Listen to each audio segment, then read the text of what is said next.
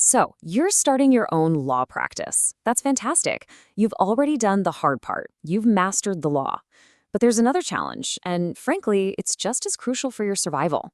We're talking about trust accounting. Today, we're going to break down everything you need to know as a new practitioner in New South Wales.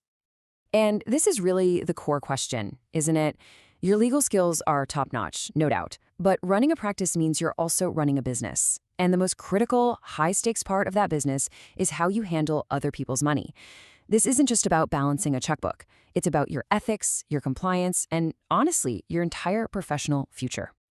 Let's be really, really clear about this. Getting trust accounting wrong is the single fastest way to end your legal career. This isn't a small mistake. It's a huge breach of trust with your clients and the entire profession. So understanding these rules, it's not just a good idea, it is the absolute bedrock of your practice. All right, let's get into it. Okay, first things first. Before you can manage it, you have to know exactly what it is. And getting this definition right is step one. So what actually makes a sum of money trust money? The official definition really boils down to three simple tests. First, it has to be money. Simple enough. Second, it must be entrusted to you. That means it's been placed in your care for your protection. It's not a payment to you. And third, it has to be connected to the legal services you're providing. If you can say yes to all three, you are dealing with trust money. So what does this look like in the real world? Well, think of it this way. Money you get for a future expense, like a barrister's fee you haven't incurred yet or stamp duty you haven't paid, that's trust money. You're holding it for a purpose. But money you get for work you've already done and billed for, that's just your income. The key difference is holding money for something that's going to happen versus getting paid for something that's already in the past. Okay, so you've got it. You've identified a payment as trust money. What's next? Well, thankfully, there's a very clear four-step life cycle for handling every single dollar that comes into your trust account. Think of it like a four-step dance, and you can't miss a beat. First, you receipt the money right away. Second, you deposit it, and that usually means by the next business day. Third, you record everything in detail, and you've got 5 working days to do that.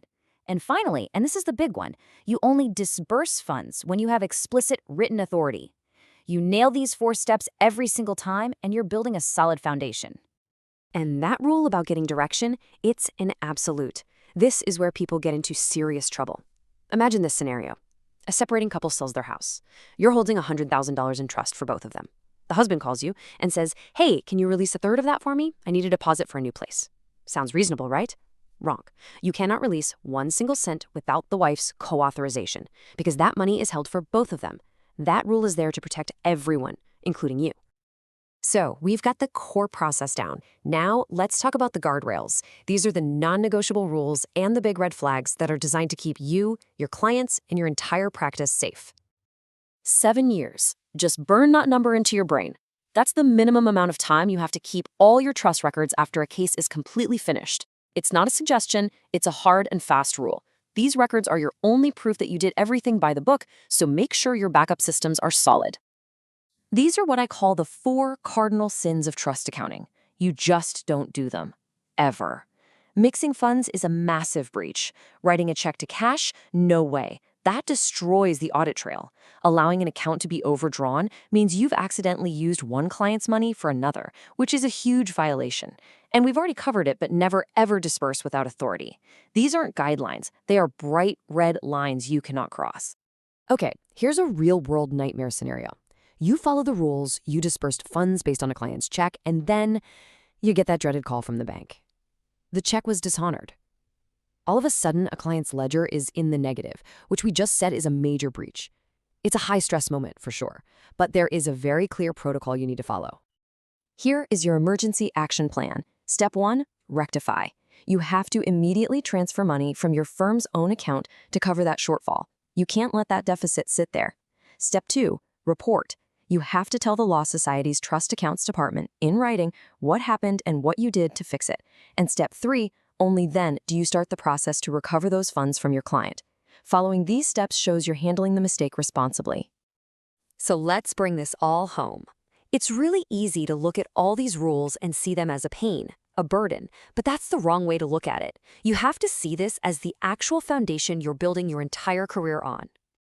I love this quote because it gets to the absolute heart of the matter.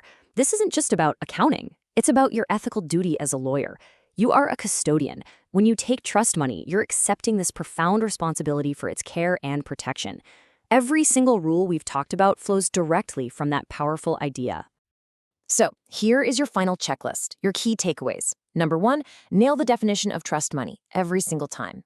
2, live and breathe that 4-step life cycle of receipt, deposit, record, and disperse. 3, remember the 7-year rule for keeping records. And 4, know the absolute don'ts and have that emergency plan ready just in case things go wrong. Because ultimately, your careful, meticulous handling of trust money does way more than just keep you out of trouble. It sends a message. It tells your clients, your colleagues, and the regulators that you are diligent, professional, and above all, trustworthy. It is a cornerstone of your reputation. So as you launch your practice, the question isn't just if you'll comply. It's how you will use excellence in this area to build a reputation that lasts a lifetime.